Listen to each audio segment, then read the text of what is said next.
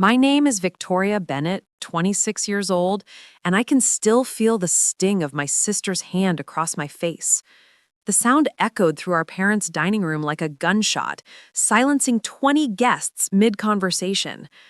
Amber's eyes blazed with a fury I'd never seen before, her perfectly manicured nails still raised as if she might strike again.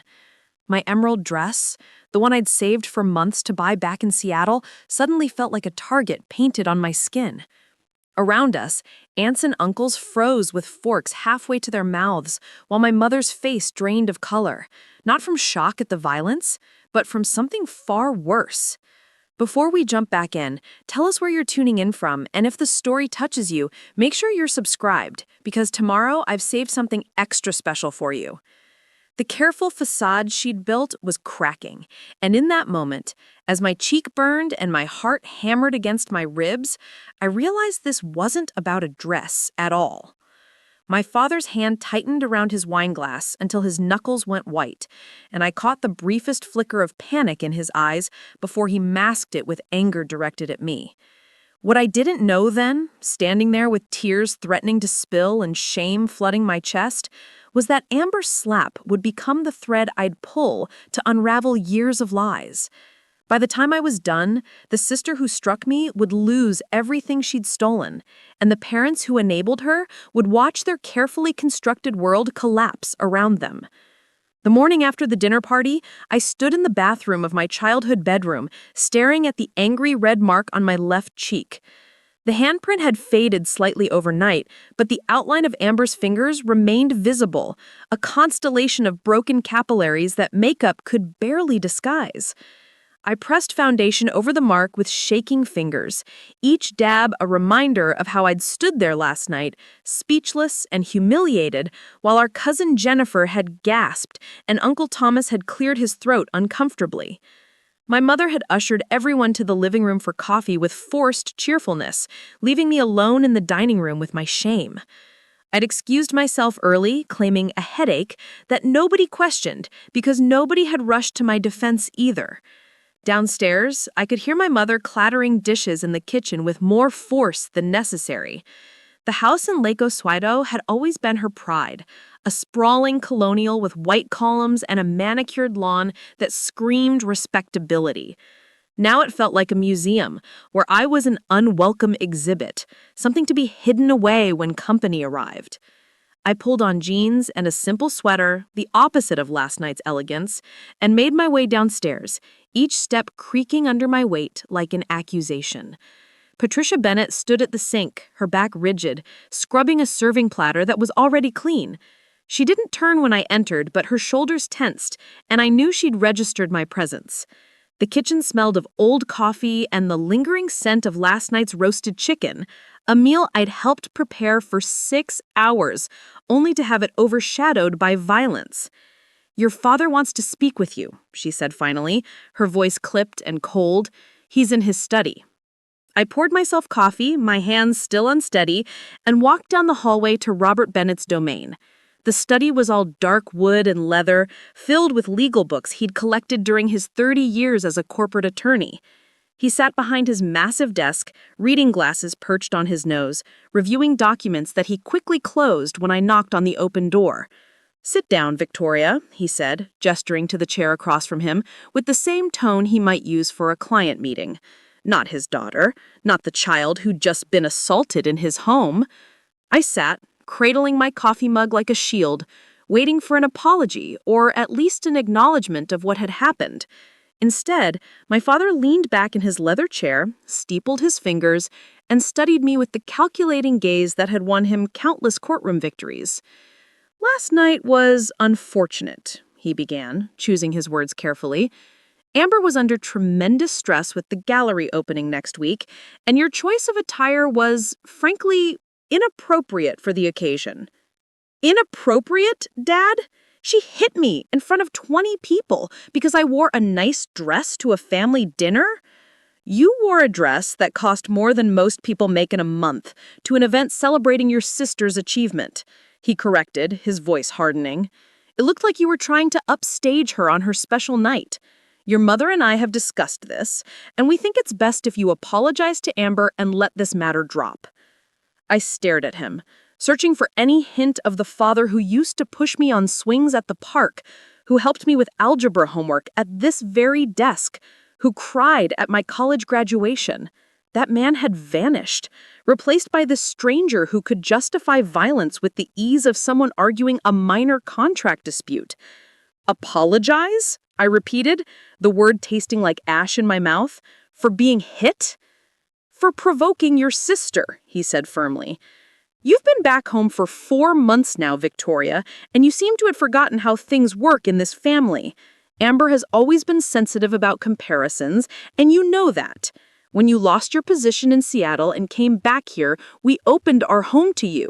We didn't ask for rent or contributions to household expenses. The least you can do is show some gratitude and consideration for your sister's feelings." The careful phrasing wasn't lost on me. Not that I'd been laid off when my startup folded in March, but that I'd lost my position, as if I'd been careless with it. Not that they were my parents who owed me basic shelter, but that they'd done me a favor by opening their home. Every word was a subtle reframing of reality, painting me as the problem, the ungrateful daughter who needed to be managed. I didn't provoke anyone.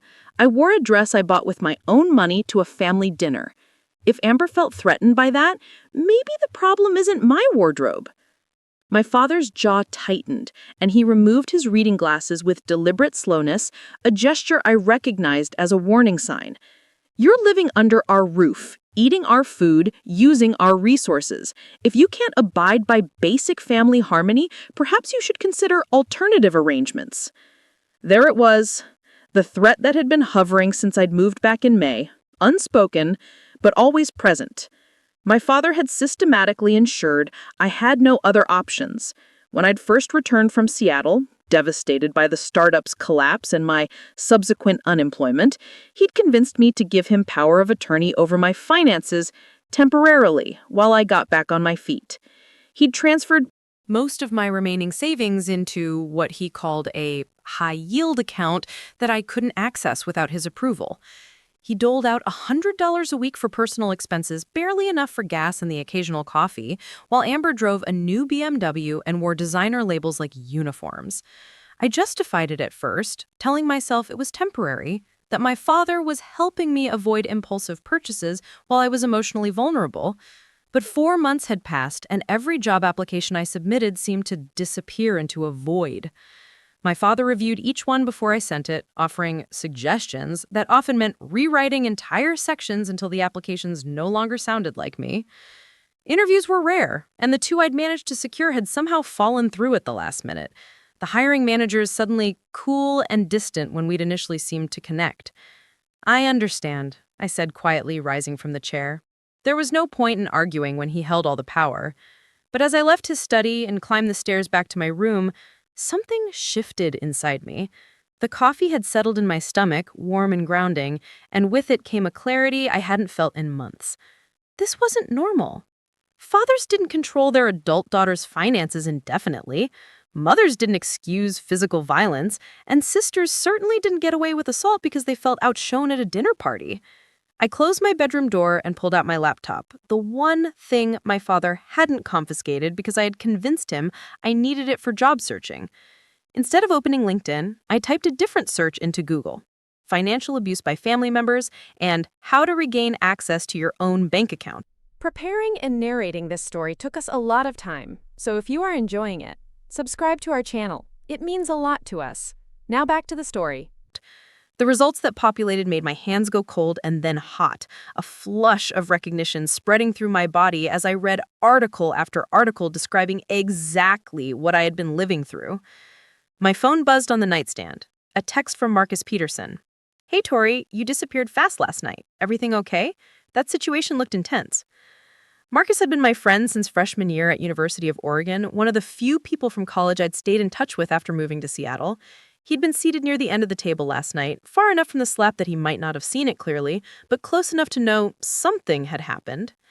He worked in commercial real estate now, successful and stable in ways I'd hoped to be at 26. We drifted apart over the years as our lives diverged, but he'd always been kind, always remembered my birthday, always liked my increasingly rare social media posts. I hesitated, my thumbs hovering over the keyboard. Pride warred with desperation, the ingrained instinct to maintain appearances, clashing with a growing need to tell anyone, what was really happening in the Bennett house. Finally, I typed, "Can we meet for coffee? I could use a friendly face." His response came within seconds. "Blue Moon in an hour? I'll buy." The Blue Moon Cafe sat in downtown Lake Oswego, a short drive from my parents' house, but far enough to feel like neutral territory. I told my mother I was going to the library, a lie that came easily now after months of carefully curating what I shared with my parents. She barely looked up from her magazine, waving me off with a dismissive flick of her wrist. Marcus was already seated at a corner table when I arrived, 2 cups of coffee waiting. He stood when he saw me, and his eyes immediately went to my cheek where the makeup had started to wear thin. His expression darkened, and he pulled out my chair without saying anything, waiting until I was seated before he spoke. "Please tell me that Mark isn't what I think it is," he said quietly, his voice carrying an edge I'd rarely heard from him. I wrapped my hands around the warm mug, letting the heat seep into my palms, and made a decision. Amber slapped me last night, in front of everyone, because she didn't like my dress. Marcus sat back, processing this information, and I watched the play of emotions across his face: shock, anger, concern, and finally determination. "Tori, that's assault. You know that, right? It doesn't matter if she's your sister or if it happened at a family dinner. She hit you hard enough to leave a mark that's still visible 12 hours later."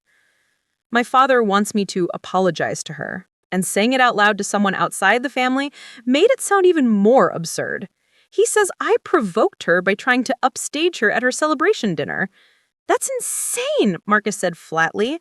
"You showed up to a family event looking nice, and your sister physically attacked you. There's no universe where that's your fault." He paused, studying my face more carefully. "But this isn't just about last night, is it? Something else is going on." The concern in his voice, the genuine care from someone who had no obligation to involve himself in my family drama, broke something loose inside me. The whole story spilled out in a rush. The startup collapse, moving home, my father taking control of my finances, the weekly allowance like I was a teenager again, the job applications that went nowhere, the constant subtle put-downs from my mother, the way Amber seemed to glow brighter, the dimmer I became. Marcus listened without interrupting, his coffee growing cold as I talked. When I finally finished, he was quiet for a long moment, and I braced myself for the careful distance people usually adopted when they realized how messy someone's life had become. Instead, he leaned forward, his elbows on the table, and said something that changed everything. "Tori, I need to tell you something, and I need you to stay calm when I do." His voice was serious in a way that my stomach clenched. 3 months ago, I got a call from a recruiter at Morrison Tech. They said they'd been trying to reach you about a senior project manager position, perfect for your background, but you'd never return their calls or emails. They asked if I knew if you were still looking for work or if you'd found something else. The cafe seemed to tilt around me. I never got calls from Morrison Tech. I never got any emails. "I know," Marcus said grimly, "because I went home and checked LinkedIn that night, and your profile said you were taking time off from your career to focus on personal projects. Except that's not what you told me. You said you were desperately job hunting." My mind raced, pulling up my LinkedIn profile on my phone with shaking hands. There it was, right in my headline: "Taking a career break to explore creative pursuits and personal growth." Below that, my experience section had been edited to remove specific achievements and replace them with vague descriptions that made my 5 years of project management sound like entry-level administrative work. My skills section had been pruned to almost nothing. "I didn't write this," I whispered, scrolling through the changes. Would never. This makes me sound like I'm not serious about working. "When's the last time you actually logged into your own profile?" Marcus asked gently. I tried to remember and couldn't. My father helped me update it when I first moved back. He said he'd optimize it for better search results, making sure I was appearing in recruiter searches. I gave him my password so he could maintain it while I focused on applications. Marcus's expression told me everything I needed to know about how catastrophically stupid that had been, but he had begraced not to say it. Instead, he pulled out his own laptop and opened it on the table between us. Change your password right now. Then we're going through every account you've given your father access to, and we are locking him out of all of them. For the next hour, we worked systematically through my digital life. My LinkedIn password was changed to something complex that Marcus helped me create. My email revealed forwarding rules I'd never set up, routing messages from job recruiters and certain keywords like interview and offer to an address I didn't recognize. My bank account login credentials had been changed 3 months ago, supposedly for security purposes, and when I called the bank's customer service line, they confirmed that Robert Bennett had filed paperwork as my power of attorney to take over primary account management. "This is financial abuse," Marcus said, not for the first time. "Your father has systematically isolated you and taken control of your resources. The LinkedIn sabotage, the email forwarding, the bank account control, it's all part of the same pattern. He's making sure you can't leave." "But why?" I asked, though pieces were starting to fit together in ugly ways. "Why would he want to keep me trapped here?" Marcus hesitated, then pulled up a news article on his laptop from 6 weeks ago. "I wasn't sure if I should show you this, but given everything else, I think you need to see it." The headline read, "Local Art Gallery Receives Anonymous Donation to Avoid Closure." The article described how Amber's struggling gallery, which she'd opened 2 years ago with family money, had been on the verge of bankruptcy when a mysterious benefactor had provided $50,000 to keep it afloat. $50,000, I repeated numbly. That's almost exactly what I had in savings when I moved home. "Tori," Marcus said carefully, "I think your father has been using your money to fund Amber's gallery. That's why he took control of your finances. That's why he's been keeping you here, dependent and isolated. If you'd gotten a job and moved out, you would have demanded access to your accounts, and you would have discovered the money was gone." The cafe walls seemed to close in, the cheerful chatter of other customers fading to white noise. Everything made horrible sense now. The weekly allowance that kept me barely functional but never independent, the sabotage job search that ensured I couldn't leave, the constant reinforcement that I was the problem, the ungrateful daughter, the one who needed to apologize and acquiesce. It had all been a smokescreen to hide the fact that my father had stolen from me to bankroll my sister's failing business. "I need proof," I said, my voice sounding distant to my own ears. "I need to know for sure before I accuse him of this." Marcus nodded, already typing. "We'll get proof, but first you need to understand something important. If your father has been moving your money around without your permission, that's theft. If he's been using your identity or accounts to do it, that's fraud. These aren't family disagreements, Tori. These are crimes. And if you decide to pursue this, there's no going back. Your family will never forgive you for exposing them." I looked at him across the table, this friend who dropped everything on a Sunday afternoon to help me untangle a nightmare I was only beginning to understand. His concern was genuine, his help freely given, expecting nothing in return. I thought of my father's cold dismissal that morning, my mother's complicity in Amber's violence, my sister's hand across my face, and something crystallized inside me. "I don't want their forgiveness," I said, surprised by how steady my voice had become. "I want my life back." The next morning, I woke before dawn with a sense of purpose I hadn't felt in months. Marcus had sent me home the previous night with a list of tasks. Document everything, start keeping a journal of incidents with timestamps, and most importantly, find out exactly what had happened to my money. He'd also given me the name of a financial advisor he trusted, Catherine Walsh, who specialized in cases of elder financial abuse and family fraud. When I pointed out that I wasn't elderly, Marcus simply said the mechanisms were the same, and Catherine had seen it all. I showered quickly and dressed in clothes that wouldn't draw attention, dark jeans and a plain navy sweater that made me look smaller and less threatening than I felt. The house was silent as I crept downstairs, my parents still asleep behind their closed bedroom door. Amber didn't live here anymore, having moved into a loft apartment above her gallery 2 years ago, another expense I now suspect had been funded by money that should have been mine. In the kitchen, I made coffee with hands that had stopped shaking sometime during the night. Fear had transformed into something colder and more useful: calculation. If my father had stolen $50,000 from my account, there would be a paper trail. Banks don't just move that kind of money without documentation, even with power of attorney. The question was how to access those records when I couldn't even log into my own account online. I pulled out my laptop and navigated to my bank's website. using the password reset function to regain access. The security questions were things only I would know, details about my first car and my childhood best friend's name that my father wouldn't have thought to change.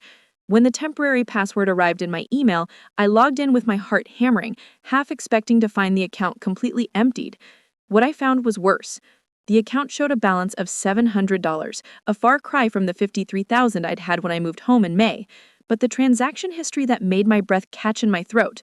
Starting in mid-June, just 2 weeks after I'd given my father power of attorney, there had been a series of transfers labeled Investment Account Bennett Financial Services. Each transfer was for exactly $5,000, occurring every week for 10 weeks. $50,000 systematically moved out of my account in increments just small enough to avoid triggering automatic fraud alerts. I screenshotted every transaction, my hands moving mechanically as my mind tried to process what I was seeing. Bennett Financial Services wasn't a financial firm.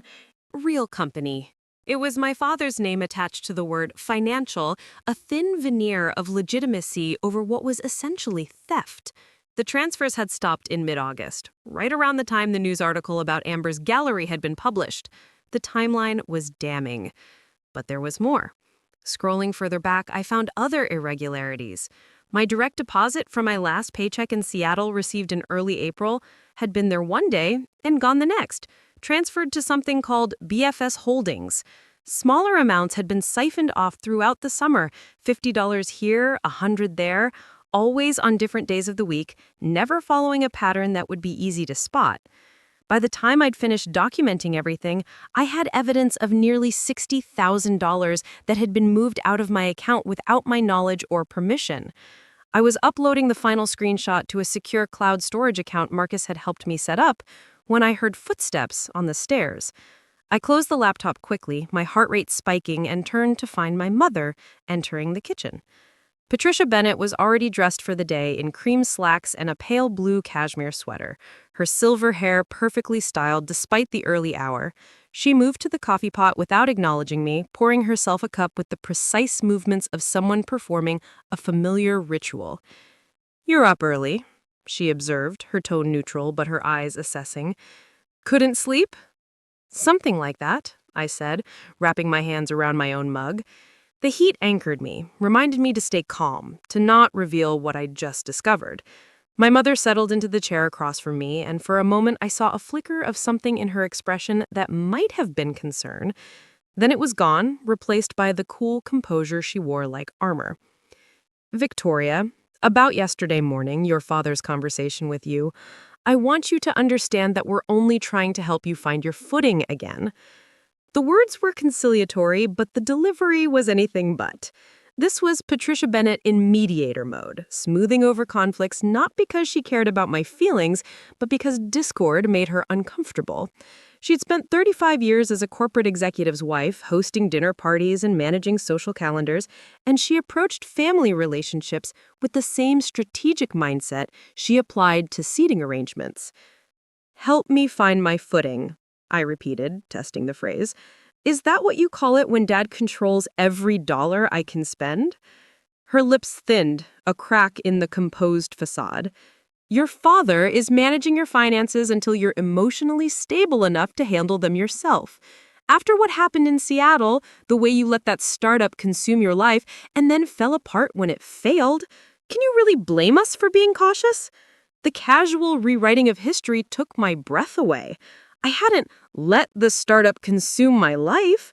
I'd worked 60-hour weeks building something I believed in, only to have our funding pulled when our primary investor died suddenly and his family liquidated all his holdings. I hadn't fallen apart. I'd grieved the loss of a dream, picked myself up, and started looking for new opportunities, until my father had convinced me that coming home for a few months would be the smart financial move. "I'm not emotionally unstable," I said, keeping my voice level. "I had a setback like millions of people do. That doesn't give Dad the right to treat me like I'm incompetent." "Your father," my mother said, as if that explained everything. "He wants what's best for you even if you can't see it right now. And speaking of what's best, you really do need to apologize to your sister. Amber called me last night in tears, saying you've been sending her hostile text messages." I stared at her. I haven't sent Amber any messages. I haven't spoken to her since she slapped me at dinner. My mother's expression hardened. Don't lie to me, Victoria. She showed me the screenshots. You called her a jealous failure and said you hoped her gallery burned to the ground. It was cruel and completely unlike you, which only reinforces our concern about your mental state. The accusation was so outrageous that for a moment I couldn't formulate a response. Then understanding clicked into place with sickening clarity. Mom, I didn't send those messages. Check my phone right now if you don't believe me. There's nothing in my message history to Amber because I didn't contact her. Then how did she get those texts from your number? My mother challenged, but there was something in her eyes now, a flicker of doubt that suggested she knew exactly how. The same way Dad's been intercepting my job emails, I said, watching her face. The same way my LinkedIn profile got edited to make me unemployable. Someone in this family has access to my accounts and they're using them to make me look unstable and vindictive. The question is whether you're part of it or just willfully blind to what's happening. Patricia Bennett stood up abruptly, her chair scraping against the tile floor.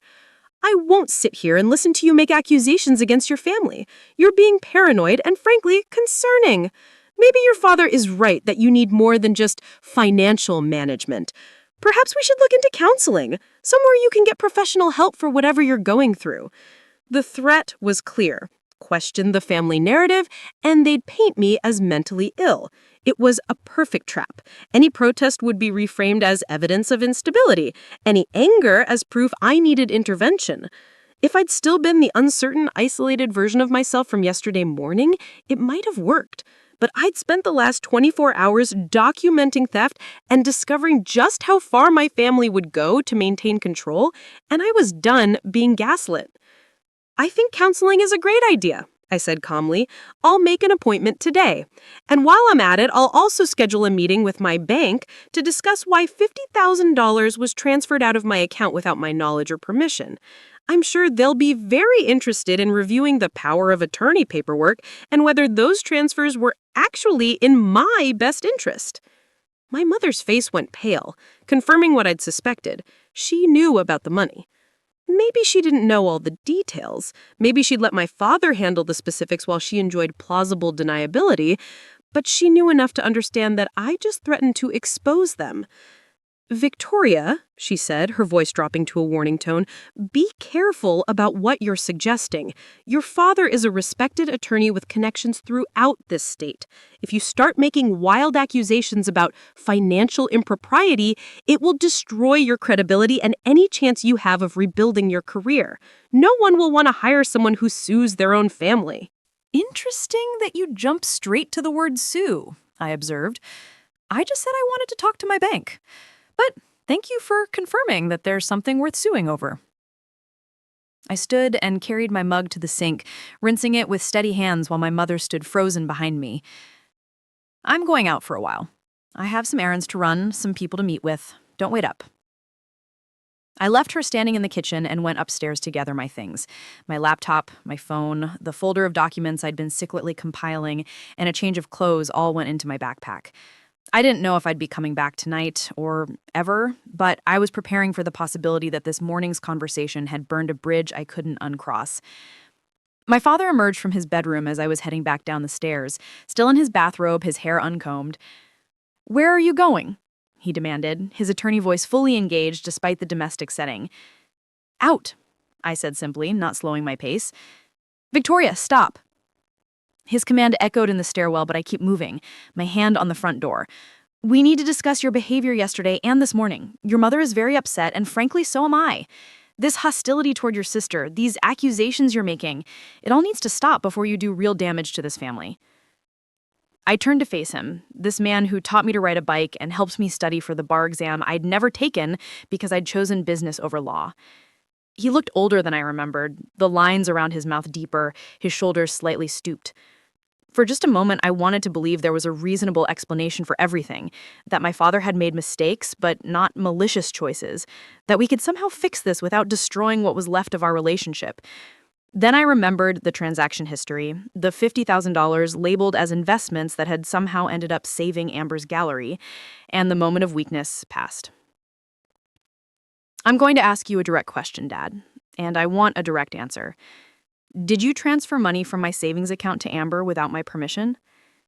His face shifted through several expressions in rapid succession: surprise, calculation, defensiveness, and finally practiced indignation. I moved your money into better investment vehicles. Yes, that's what a power of attorney does: manage assets for the benefit of the principal. Everything I've done has been to protect and grow your wealth, not diminish it. Then you'll have no problem showing me the statements for these investment vehicles. I'd like to see where my $50,000 is currently invested and what kind of returns it's generating. It's not that simple, he began, launching into what I recognized as his courtroom deflection technique. There are tax implications and waiting periods before funds can be accessed, and quite frankly, Victoria, your attitude right now suggests you're not in the right headspace to make informed decisions about large sums of money. When you've stabilized emotionally and proven you can be responsible, we'll review your portfolio together. That's what I thought, I said quietly.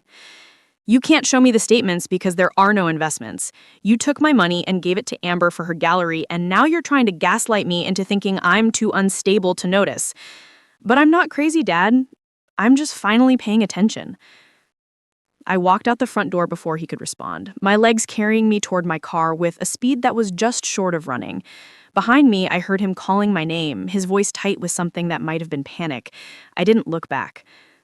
The drive to Catherine Walsh's office took 20 minutes, time I spent alternating between second-guessing my confrontation and feeling a fierce satisfaction that I'd finally spoken truth to power. Marcus had called ahead to let Catherine know I was coming, and her receptionist led me straight back to a corner office with windows overlooking the Willamette River. Catherine Walsh was in her mid-50s, with iron-gray hair cut in a severe bob and sharp green eyes that missed nothing. She gestured me to a leather chair across from her desk and studied me for a long moment before speaking. Marcus tells me you've discovered some irregularities in your bank account, she said, her tone neutral and professional. Walk me through everything, starting from when you first gave your father access to your finances. For the next hour, I laid out the entire story: the startup collapse, the move home, the power of attorney, the weekly allowance, the sabotage job search, and finally, the transaction history I discovered that morning. Catherine took notes in a leather portfolio, occasionally asking clarifying questions, but mostly letting me talk. When I finished, she sat back and tapped her pen against her notepad. What you're describing is textbook financial exploitation, she said bluntly. Your father used his position of trust to access and disperse your assets for purposes that clearly didn't benefit you. The fact that he gave the money to your sister makes this even more clear-cut. This wasn't investment management gone wrong. This was deliberate theft disguised as financial planning. Hearing a professional confirm what I'd suspected should have felt validating, but instead it just felt heavy. What are my options? I asked. Several, Catherine said, consulting her notes. First, we immediately revoke the power of attorney. I can drop the paperwork today, and once you sign it, your father will have no legal access to your accounts.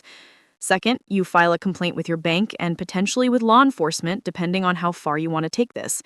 Third, you pursue civil action to recover the stolen funds, which would mean suing your father and possibly your sister if we can prove she knowingly accepted money that wasn't his to give. And if I do all of that, what happens to my family? I asked, though I already knew the answer. Catherine's expression softened slightly. I won't lie to you, Victoria. This will blow up your family relationships, possibly permanently. Your father will likely face professional consequences if the Bar Association gets involved, which they will if criminal charges are filed. Your sister will have to repay the money, which could bankrupt her gallery.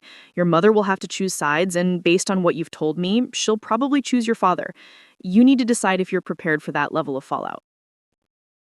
I thought about my father's dismissal that morning, my mother's willingness to believe I sent hostile texts I didn't write, Amber's hand across my face at dinner. I thought about 4 months of isolation and control, of being made to feel small and incompetent and crazy. I thought about the life I'd been building in Seattle, the confidence I'd had before all of this, the person I'd been before my family had systematically dismantled my sense of self. Prepared, I said. What do I need to sign? Catherine pulled out a form from her desk drawer. This revokes the power of attorney, effective immediately. Once you sign it, I'll file it with the county clerk and send copies to your bank and your father. He'll be notified that he no longer has access to your accounts, and any attempt to access them after that point will be criminal. I signed my name on the designated line, and the motion felt like breaking a chain I'd been wearing for months. Catherine made a copy for me and tucked the original into a folder. I'm also going to give you the name of a colleague who specializes in family law and restraining orders, she said, handing me a business card. Given what you've described about the physical violence and the emotional manipulation, I think you should at least consult with her about protecting yourself legally. You think I need a restraining order against my own family? I asked, the words sounding surreal. I think your family has demonstrated a pattern of controlling and abusive behavior, Catherine said carefully. People who are used to having power don't give it up easily. When your father realizes what you've done today, his first instinct will be to regain control by any means necessary. That might be financial, it might be emotional manipulation, or it might escalate to physical intimidation. A restraining order is just a precaution, but it's one I'd strongly recommend. I pocketed the business card, my mind already spinning ahead to the next crisis. How long before my father finds out about the revocation? The bank will notify him within 24 hours, Catherine said. I'd suggest you find somewhere safe to stay tonight, somewhere your family doesn't know about. Do you have friends in the area who could put you up? I thought of Marcus, but involving him further felt like too much to ask. Then I remembered Helen Rodriguez, my parents' next-door neighbor. Helen was a retired school teacher in her 70s who'd lived on our street for 30 years. She'd always been kind to me, slipping me cookies when I was a child and asking about my life with genuine interest. More importantly, her house had a clear view of my parents' driveway and front door, and I'd caught her watching the dinner party guests arrive on Saturday night with undisguised curiosity. I think I know someone, I said. Someone who might have seen more than she's let on. Catherine nodded approvingly. Smart! And Victoria, document everything from this point forward. Keep a journal, save every text message and email, record conversations if Oregon's one-party consent law allows it, which it does. The more evidence you have, the stronger your case will be if this ends up in court. I left Catherine's office with a folder full of paperwork and a strange mixture of terror and exhilaration coursing through my veins. The power of attorney was revoked. My father's access to my money was terminated. I'd taken the first real step toward reclaiming my life, and there was no going back from here. The drive to Helen Rodriguez's house took less than 5 minutes. I parked on the street rather than in my parents' driveway. A small act of independence that felt significant. Helen answered her door in a paint-stained smock, her white hair pulled back in a messy bun, and her face lit up when she saw me. Victoria, what a lovely surprise! Come in, come in. I was just working on a watercolor in the sunroom, but I'm always happy for an interruption. She ushered me inside, her home warm and cluttered with the comfortable chaos of someone who lived alone and pleased only herself. I followed her to a bright room at the back of the house where an easel held a half-finished painting of Mount Hood. Helen, I need to ask you something, and I need you to be completely honest with me. Saturday night at my parents' dinner party, did you see what happened between me and my sister? Helen's cheerful expression faded, replaced with something more serious. She set down her paintbrush and gestured for me to sit in one of the wicker chairs that furnished the sunroom. I saw, she said quietly. I was in my garden, deadheading the roses when I heard raised voices. I looked up and saw through your dining room window. Your sister struck you, Victoria. Hard enough that I almost came over right then, but I wasn't sure if I'd be making things worse. Relief flooded through me, the validation from an outside witness worth more than I could express. Would you be willing to write down what you saw, with as much detail as you can remember? Of course, Helen said immediately. But Victoria, honey, that's not all I've seen. I've been watching your family for months now, and I've been worried about you. The way your father speaks to you when you're getting the mail, the way your mother looks right through you like you're not there, it's not right. And your sister, she's been coming and going at odd hours, letting herself into your parents' house when they're not home. I've seen her go into your father's study with boxers and come out empty-handed. My pulse quickened. When was the last time you saw her do that? Last week, actually, Wednesday afternoon. Your parents were at some function. I remember because your mother asked me to water her hanging baskets while they were gone. Amber showed up around 2 in the afternoon, let herself in with the key, and was inside for about an hour. When she left, she was on her phone and she looked upset. I couldn't hear what she was saying, but she was gesturing a lot, the way people do when they're arguing. Wednesday afternoon was 3 days before the dinner party, 3 days before she'd slapped me for wearing a dress she deemed too nice. What had she been doing in our father's study for an hour? And who had she been arguing with on the phone? Helen, I know this is a strange request, but do you have a security camera? Something that might have caught Amber coming and going? Helen's eyes sparkled with something that looked like satisfaction. I installed a Ring doorbell last year after someone broke into the Johnsons' house down the street. It has a wide-angle view that includes your parents' driveway and front door. I can pull up the footage on my phone. For the next 30 minutes, we scrolled through Helen's security footage, and what we found was damning. Amber had been visiting my parents' house regularly throughout the summer, always when they weren't home, always letting herself in with a key. The visits had increased in frequency in August, right around the time the last of my money had been transferred. On one visit, we could see her carrying in an empty leather portfolio and leaving it with it visibly full, bulging with what looked like documents. "Can you send me this footage?" I asked, hardly daring to believe I'd found this much evidence so easily. "Already done," Helen said, typing on her phone. "I'm emailing you the clips from the last 3 months. And Victoria, I want you to know if you need A place to stay, my guest room is always available. I've lived next to your parents long enough to know that when you cross Robert Bennett, he doesn't take it lying down. The offer brought unexpected tears to my eyes.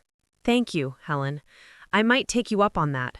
Probably sooner than you think. I spent the rest of the afternoon at Helen's house, writing a detailed timeline of events while she prepared what she called her witness statement. By the time the sun started to set, tainting the sky orange and pink over the mountains, I had a folder full of evidence that would be hard for my father to explain away.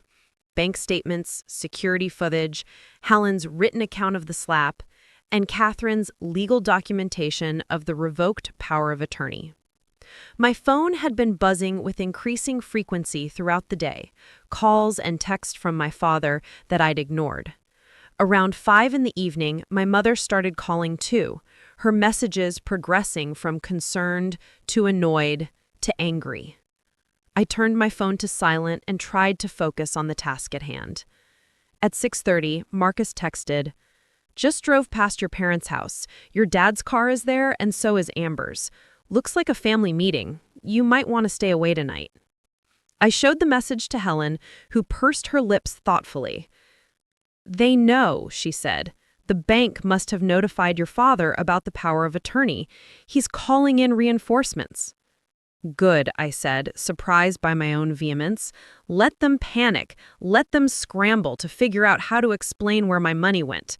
I'm done making this easy for them." Helen smiled, a fierce expression that transformed her grandmother-like face into something sharper. "You know, Victoria, I taught middle school for 35 years. I learned to spot bullies very early on, and I learned something important about them. They only have power when their victims are isolated and afraid. The moment someone shines a light on what they're doing, the moment someone refuses to be intimidated, they fall apart." Her words settled over me like a protective cloak. I'd been isolated and afraid for 4 months, but I wasn't anymore. I had Marcus and Catherine and Helen, people who believed me and supported me without conditions. I had evidence and documentation and a legal team forming around me. Most importantly, I had the truth, and the truth was stronger than any lie my family could construct. As night fell over Lake Oswego, I settled into Helen's guest room with my laptop and started compiling everything into a comprehensive document. Every transaction, every email, every piece of security footage got organized into a timeline that told a clear story. Robert Bennett had systematically stolen from his daughter to fund his other daughter's failing business. And when the first daughter had started to figure it out, he'd orchestrated a campaign to paint her as mentally unstable and vindictive. It was nearly midnight when I finally closed my laptop and lay back on Helen's floral bedspread. Across the street, I could see lights still burning in my parents' house, shadows moving behind the curtains of my father's study. They were planning their counterattack, probably convincing themselves that they could regain control, that I would back down once they applied enough pressure. They were wrong. Tomorrow, I would file a formal complaint with my bank. I would contact a family law attorney about that restraining order. I would reach out to Morrison Tech and every other company that had tried to contact me, explaining that my job search had been sabotaged and I was now actively seeking employment. I would take every step necessary to rebuild the life my family had systematically dismantled. But tonight, in the safety of Helen's guest room, I allowed myself to feel the full weight of what I'd lost. Not just the money, though that was significant, but the family I'd thought I had, the father I'd believed would always protect me, the mother who I'd hoped would eventually see the truth, the sister who I'd once been close to before jealousy and parental favoritism had poisoned everything between us. They were gone, all of them, replaced by people I barely recognized. People who could justify theft and violence and gaslighting because maintaining their version of reality was more important than my actual well-being.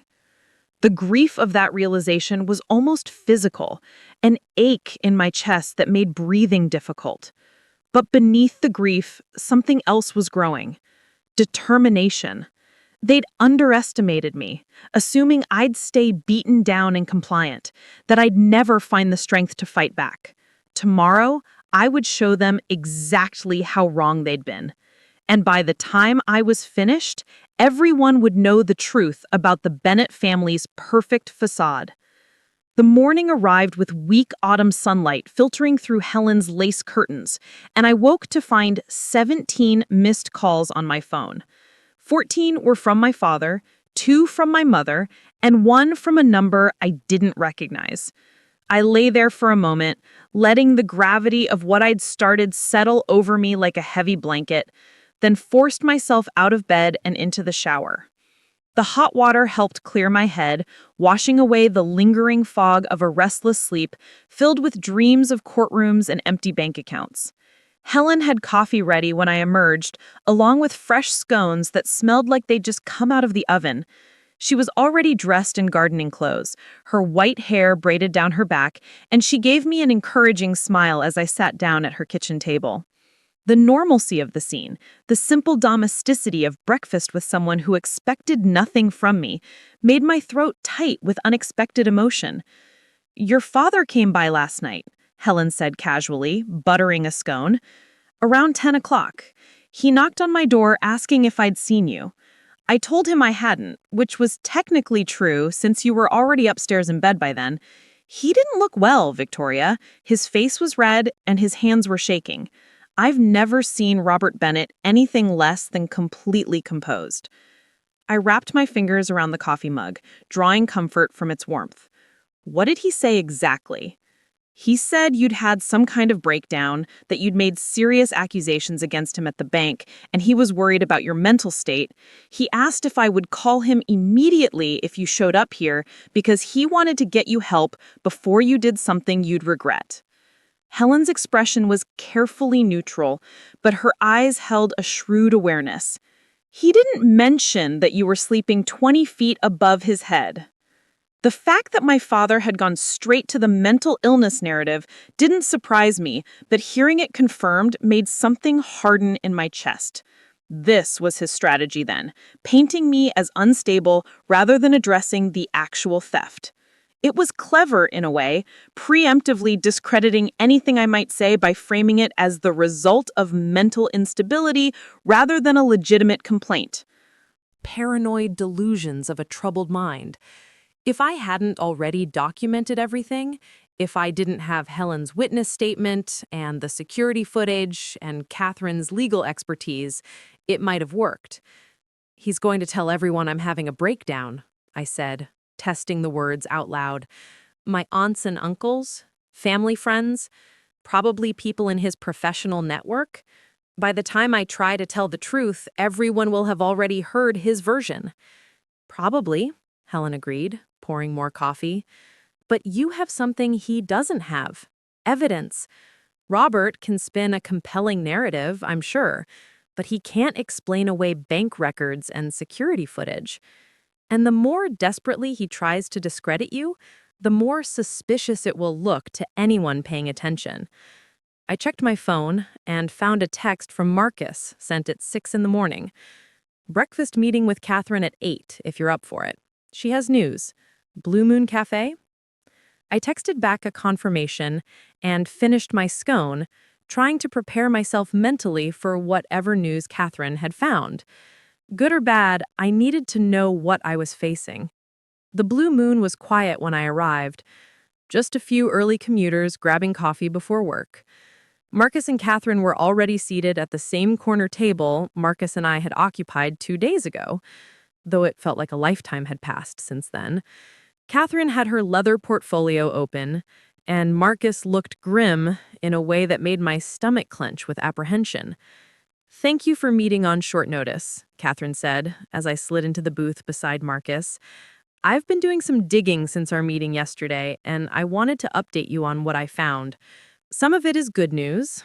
Some of it complicates things." I braced myself, hands flat on the table. "Give me the complicated part first." Catherine pulled out a document and turned it so I could read it.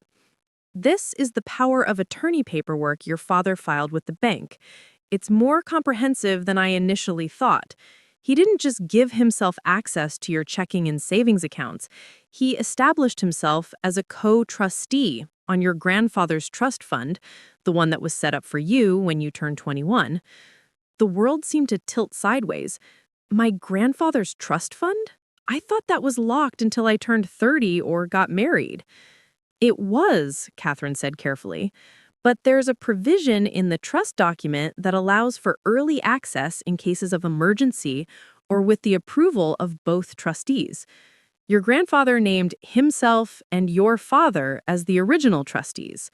But 6 months ago, your father filed paperwork designating himself and Amber as co-trustees, bypassing you entirely.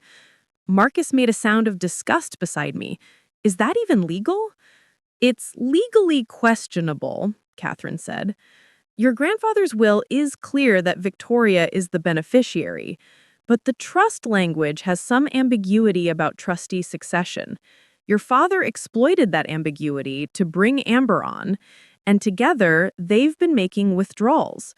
The trust was originally worth $300,000. It's currently worth $97,000. The number hit me like a physical blow. $200,000. Gone. Not just my savings, but my inheritance. The money my grandfather had carefully set aside to give me security and options. Where did it go? I asked, my voice sounding distant and strange to my own ears. Catherine flipped to another document. Based on the trust's bank statements, which I was able to access, since the revocation of power of attorney extends to all accounts your father managed, the money was transferred in installments to something called Bennett Gallery Holdings. That's the LLC your sister set up to manage her art gallery. The transfers are documented as business loans with a 10-year repayment schedule at 0% interest. 0% interest, I repeated numbly. So, essentially gifts disguised as loans. Exactly, Catherine confirmed. And here's where it gets interesting. I pulled the incorporation documents for Bennett Gallery Holdings. Your father is listed as the registered agent, and the operating agreement shows him as a 25% owner. Amber owns 50%, and the remaining 25% is held by something called BFS Holdings, which, if you recall, is the same entity that received your direct deposit from Seattle. The pieces were coming together in a picture so ugly, I almost couldn't look at it. My father set up a shell company using my money, then made himself and that company part owners of Amber's gallery? He's been stealing from me to fund a business that he has a financial stake in. That's my read on the situation, Catherine said. And it means this isn't just simple theft. This is a coordinated scheme involving multiple fraudulent entities and potentially your sister as a co-conspirator. The question is whether Amber knew the money was coming from your accounts or whether your father told her it was his money to invest. I thought about Amber's visits to her father's study, the security footage showing her carrying out documents, her increasing desperation as her gallery struggled to stay afloat. She knew. I said with certainty. Maybe not at first, but she knew. That's why she slapped me at dinner. I showed up looking successful and confident, and it reminded her that she was only staying in business because of money stolen from me. The guilt made her angry, and she lashed out. Marcus had been quiet throughout this exchange, but now he leaned forward with intensity. So what's the good news? You said some of this was good. Catherine allowed herself a small smile. The good news is that all of this is meticulously documented. Your father is an attorney, so he made sure everything was technically legal on paper, but the pattern is so clear that any judge will see through it. We have grounds for a civil suit to recover the funds, and more importantly, we have grounds for criminal fraud charges. The district attorney's office loves cases like this because they're easy to prosecute and they send a strong message about white-collar crime. Criminal charges, I said, testing how it felt to say. Against my own father? Against a man who stole nearly $250,000 from you, Catherine corrected gently. The fact that he's your father doesn't make it less of a crime. If anything, it makes it worse because he exploited a position of trust. We sat in silence for a moment, the weight of the decision hanging over the table. Filing criminal charges would destroy what remained of my family relationships. My mother would never forgive me. Extended family would take sides. My father could be disbarred, could face prison time. Amber's gallery would collapse when she had to repay the loans. But the alternative was to let them get away with it, to absorb the loss and move on, to prioritize family harmony over justice. 6 months ago, I might have chosen that path. But family harmony built On theft and abuse wasn't harmony at all. It was just a prettier word for complicity. File the charges, I said. All of them. Civil and criminal. I want every dollar back, and I want consequences for what they've done. Catherine nodded approvingly and made a note in her portfolio. I'll need you to come to my office this afternoon to sign some paperwork and give a formal statement. I'm also recommending we bring in the FBI, since the wire fraud involved interstate transfers between Oregon and the Washington bank where your Seattle paycheck was originally deposited. The FBI, Marcus said with something like satisfaction. Robert Bennett versus the federal government. I'd pay to see that. We spent another hour at the cafe going over strategy and timeline. Catherine would file the criminal complaint with the district attorney today, along with the civil suit for recovery of funds. She estimated it would take about a week for the DA to review the evidence and decide whether to pursue charges, though she was confident they would, given how strong the case was. What should I expect in terms of retaliation? I asked as we were wrapping up. My father isn't going to just accept this quietly. Expect him to fight dirty, Catherine said bluntly. He'll try to paint you as mentally ill, vindictive, ungrateful, whatever narrative he thinks will stick. He'll probably hire his own attorney, someone expensive and well-connected, and they'll try to tie this up in court for as long as possible. He might try to countersue for defamation or emotional distress, and he'll absolutely try to turn your family against you if he hasn't already. He came to my neighbor's house last night, already spinning the mental breakdown story, I said. So that's already started. Then we get ahead of it, Catherine said. I have a colleague who's a publicist specializing in reputation management. If this case gets media attention, and it probably will given your father's profile in the legal community, we want to make sure your side of the story is told accurately. I'm also going to suggest you consider writing a detailed account of everything that's happened and giving it to a trusted journalist. Marcus perked up at this. I know someone, David Chen. He writes for the Willamette Week. He's done investigative pieces on corruption in local government and business fraud. He's good and he's thorough. If Victoria's comfortable with it, I can reach out. The idea of my family's dysfunction becoming public knowledge made me want to crawl under the table and hide. But I could see the strategic value. My father's power came from his reputation, his standing in the community as a successful attorney. If that reputation was publicly challenged with documented evidence, it would undermine his ability to discredit me. Do it, I said to Marcus. Set up a meeting with David Chen. If this is going to blow up anyway, I want the truth out there before my father can bury it under lies. We left the cafe with a plan in place and a timeline for action. Catherine headed to her office to begin filing paperwork, while Marcus promised to contact David Chen.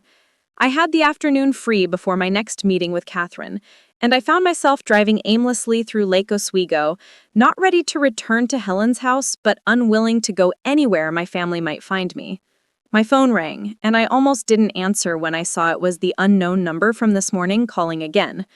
But something made me pick up. Maybe curiosity, or maybe just a desire for any distraction from my spiraling thoughts. "Is this Victoria Bennett?" a woman's voice asked, professional but warm. "Yes," I said cautiously. "Who's calling?" "My name is Jennifer Park. I'm the Human Resources Director at Morrison Tech. I've been trying to reach you for several months about a position we'd like to discuss with you. I understand from Marcus Peterson that there may have been some communication issues that prevented you from receiving our previous messages." My heart started beating faster. Morrison Tech, the company Marcus had mentioned, the opportunity I'd never known existed because my father had been intercepting my emails. "Yes," I said, trying to keep my voice steady. "There were definitely communication issues. I'm so sorry I didn't respond earlier. I only just learned about your attempts to contact me." "Well, I'm glad we finally connected," Jennifer said. "The position is for a senior project manager on our Portland team. We were impressed by your background with the Seattle startup, particularly your work on the client portal integration project. I know it's been several months since we first reached out, but if you're still interested and available, I'd love to schedule an interview." Available. The word hung in the air, full of possibility. 3 days ago, I would have said no, would have made excuses about needing to stay close to home, would have let my father's control dictate my choices. Now I realized that I was more available than I'd been in months. "I'm very interested," I said. "When would you like to meet?" We scheduled an interview for Thursday, 2 days away, and I hung up feeling like I'd just been thrown a lifeline. A real job, with a real salary, doing work I was actually qualified for and excited about. It wouldn't solve all my problems, but it was a start towards rebuilding the independence my family had stolen. I was still sitting in my car processing this development when my phone buzzed with a text from a number I recognized as Amber's, saying, "We need to talk. Meet me at the gallery in an hour. Come alone." The message was so absurd, I almost laughed. Come alone, as if we were in some kind of spy thriller instead of a family drama fueled by theft and jealousy. I screenshot the message and sent it to both Catherine and Marcus with a note, "My sister wants to meet. Should I go?" Catherine's response came first. "Absolutely not. Any communication should go through attorneys. This is likely an attempt to intimidate you or get you to say something they can use against you." Marcus was more blunt. "Hell no. It's a trap." But even as I read their warnings, a part of me was curious about what Amber wanted to say. Did she know about the legal filings yet? Was she trying to convince me to drop the case? Or was she going to threaten me into silence? There was only one way to find out. And despite the risk, I found myself texting back, "I'll be there."